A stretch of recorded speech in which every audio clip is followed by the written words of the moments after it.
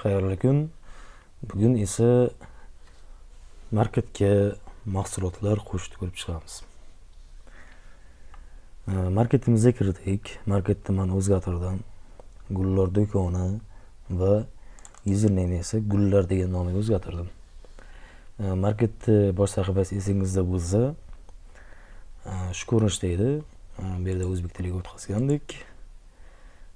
Bu yerda bildirishnomalar keladi. Bu esa ekranda sizga mos qiladi, ya'ni qora, kunduzgi, tungi yoki tizim. Tizimimizda qanaqa holat bo'lsa, o'sha holatni ko'rsatadi. Tungi qila qolamiz. Menga qulay, siz o'zingizga qulayini qilaverasiz. Keyingi oynamiz esa, keyingi buyrug'imiz esa bu ekranni to'liq qilib beradi. Ya'ni bossangiz foydalanish oknasini to'liq egallab oladi dastur. Demak, men hozir mahsulot sotishdaman, bir qancha mahsulotlarni qo'yib chiqdim. Vazalar, xona gullari va xona gullari bilan vazalar. Ne bo'lsa, hammasi chiqadi. Sotuv jarayoni uchun alohida qisqacha video qilamiz. Bu esa faqatgina mahsulot qo'shishni ko'rib chiqamiz bu yerda. Demak, mahsulot qo'shishimiz uchun bizlar mening do'konim degan menyuga kiramiz. Mahsulotlar, kategoriyalar. Kategoriyalar qo'shamiz. Mahsulot qo'shishdan oldin kategoriya qo'shiladi, keyin mahsulot qo'shiladi. Demak, kategoriya qo'shamiz.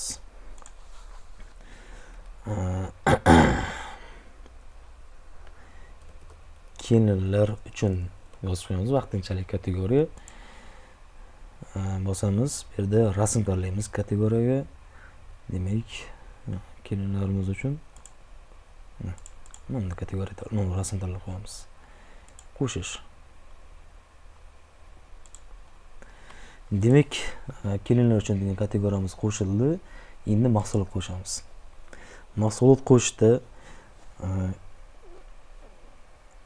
rasm qo'shsangiz ham bo'ladi, rasm qo'shmasangiz ham bo'ladi. Lekin kategoriyada rasmsiz kategoriya yaratib bilmaysiz. Shuning uchun kategoriyani rasm bilan yaratib olasiz va mahsulot qo'shishda esa rasmsiz ham qo'shsangiz bo'ladi. Masalan, rasmsiz bitta mahsulot qo'shamiz. Demak, gulimizda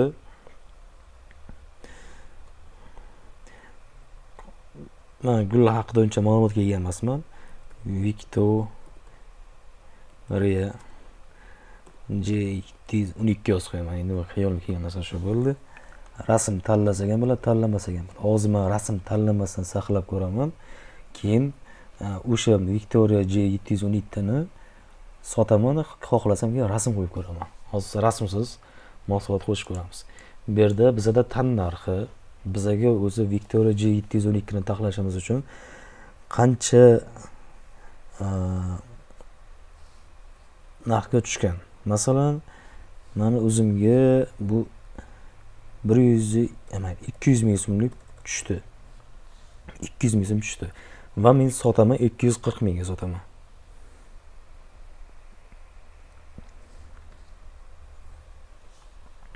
Bu foyda. Ya'ni necha foiz ustiga qo'yasiz? 30% qo'yaman va 260 mingga mahsulot sotaman. Bu foizni o'zingiz belgilaysiz. Xohlasangiz mana bu yerda men 300 ming so'm deyman va bu yerda foizini avtomatik yozib beradi sizga. O'lchov birligi kilogramm, gram, tonna, funt, unsti, dona belgilaymiz. Gul dona bo'ladi-ku, gul dastamiz. Kategoriyani tanlaymiz. Kelinlar uchun boni yaratgan kategoriyamiz. Haqida majburiy emas, shtrix koddan majburiy emas, tezkor koddan majburiy emas. Shuning uchun holat turaversin. Xohlasangiz kiritasiz. Haqida kiritsangiz, qancha ma'lumot kiritsangiz, shuncha o'zingizga qulay. Keyin ma'lumot qidirgan vaqtingiz ham haqida ichidagi so'zlarga qarab ham chiqarib beraveradi. Qo'shishni bosdim. Mahsulot muvaffaqiyatli yaratildi. Demak, oxirgi tushdi. Victoria J712. Hamma faol turibdi, hammasi faol turibdi. Faqatgina Victoria'miz faolsiz. Faolsiz tursa, na onlayn marketingda turadi, chiqadi, na mana bu mahsulot sotishda Victoria J712 chiqadi. Bu yerda ham chiqmaydi, onlayn marketingizda ham chiqmaydi. Shuning uchun mahsulot kirgan vaqtimizda mana Victoria mana yopib qo'ysak bo'ladi, yopib qo'yaylik vaqtincha. 712 ni faol yozib qo'yamiz. Demak, faol bo'ldi. Mahsulot sotish. Mana bu yerda esa Victoria J712 chiqdi. 300 ming so'm. Aslida bizga 200 ming so'mni yozdik. Bu yerda esa 50% foydasini qo'yganmiz ustiga va 300 ming so'm turibdi. Bu yerda omborda 0 ta turibdi, chunki buni kirim qilmadik. Faqatgina sotishga harakat qilyapmiz. Shuning uchun kirimni qisqacha ko'rib chiqamiz.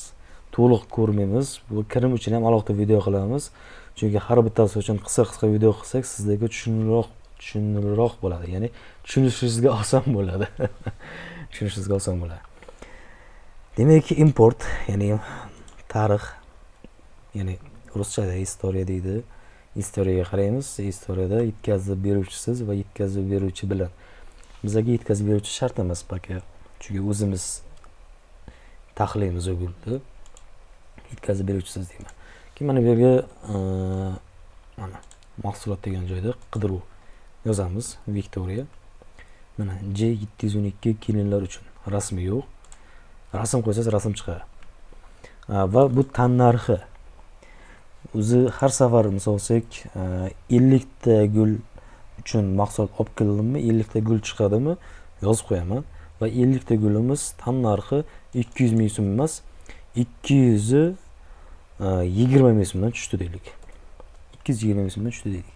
Buni ro'yxatda qo'shib bosamiz. Va 220 ming so'm bo'ldi tan narxi va bu asl narxiga ta'sir qiladi. Sababi biz oldin tan narxini 200 ming so'm qo'ygandik, 50% ustima bilan 300 ming so'mga aylangandi. Bu esa 220 mingning 50% ustimasini qo'shadi. Ya'ni 330 ming so'm. Mana 50 dona mahsulot, 50 dona mahsulotimiz bor. Shundan endi biz sotib ko'ramiz. 2 dona emas, mana 1 dona sotaylik. Enter bossak, xohlasak sotuv tugmasini bosamiz va bu oynaga tushib ketadi. 330 ming so'm to'lov. Naqd beryaptimi, terminal beryaptimi, o'tkazma, mobil, QR kod, onlayn. Aksariyat holatda gul do'konlarida naqd. Naqdda bosamizda bu 330 ming so'm naqd bo'ldi. Yo'q, menda 250 ming so'm plastikda. Mayli, terminal qilmaylik, o'tkazma. Mana plastikda 250 ming so'm plastikda bor. Qolgani esa naqd beraman deb qolsa. Naqdni bosamiz, 80 ming so'm o'zi avtomatga ayirib beradi va o'tkazma naqd va yakunlash knopkasini bossangiz bo'ladi.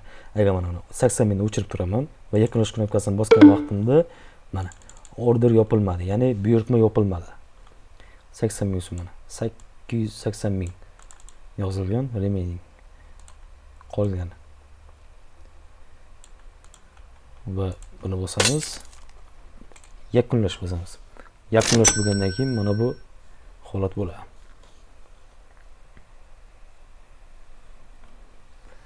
Demak,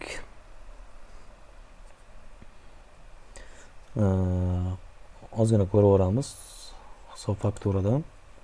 Mana 330 ming so'mlik mahsulot sotganmiz. Kim sotgan? Farrush Erqulov sotgan. 123-ID bilan.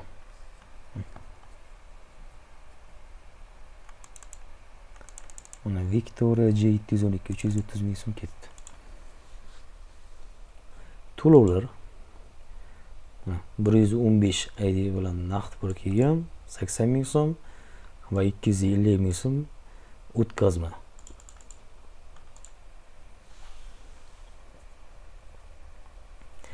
va bu mahsulotimizga endi rasm biriktirib ko'ramiz. Mahsulotingizni xohlagancha o'zgartirsangiz bo'ladi, xohlagancha rasm qo'ysangiz bo'ladi, ya'ni rasmni xohlagancha o'zgartirsangiz bo'ladi. Foydani ham, tannarxni ham va umumiy narxni ham o'zgartirsangiz bo'ladi. Hammasi sizni nazoratingiz ostida bo'ladi. Rasm biriktiramiz. Bironta kelin Victoria uncha gullarni farqiga bormayman, shu rasm qo'ya qolaman. Tahrirlash. Buni faqat saqlanib Victoria G712 ketdi mana. Endi rasm tanlagan vaqtim shunday qoladi. Sotishni boshlaymiz. Bu aslida planshetga ishlasangiz ham bo'ladi, telefonda ishlasangiz ham bo'ladi. Ekrani kattaroq bo'lsa, sizga shunday qulayroq bo'ladi. O'zi planshetda ishlasangiz sensor ham ishlaydi. Endi bosasiz, 1 bo'lsa 1, 2 bo'lsa 2 yozasiz-da mana. Victoria G712 ketdi. Yana boshqa mahsulotlarni qo'shamiz. Mana bunday ikkita. Vazadan vaza ham olib ketsin mayli. Vazamizni endi 960 ming so'mga qimmat yozib yuboribmiz. Demak ketdi mana.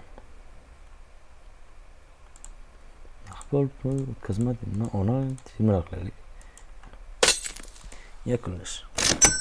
Planshetlarda ishlasangiz ham qulay, kompyuterda ishlasangiz ham qulay. Keyin bizani bu dasturimiz skaner qiladigan apparatlarni qo'llab-quvvatlaydi.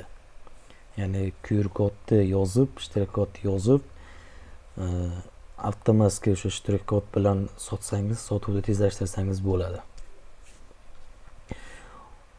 Onlayn magazinlar, kiyim do'konlar, texnika, telefon, mashina bozorlar hammasi uchun moslashtirilgan va ularga mos tushib ketaveradi. Tovar qo'shni ko'rib chiqdik. Keyingi videomizda esa xudo xolasa tovarni sotish, mijoz qo'shish ko'rib chiqamiz. Rahmat.